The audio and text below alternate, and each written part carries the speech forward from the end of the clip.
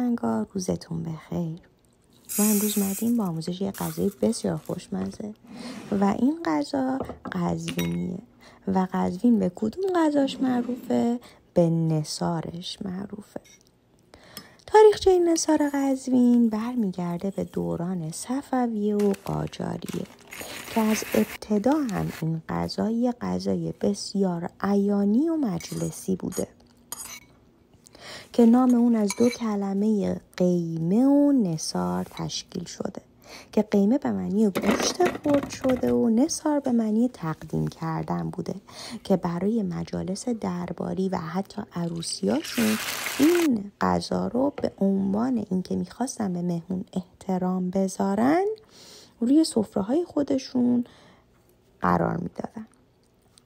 توی قزوین غذاهای دیگه‌ای هم مثل پسته پلو و انار پلو هم جز غذاهای اشرافی قرار می‌گرفته.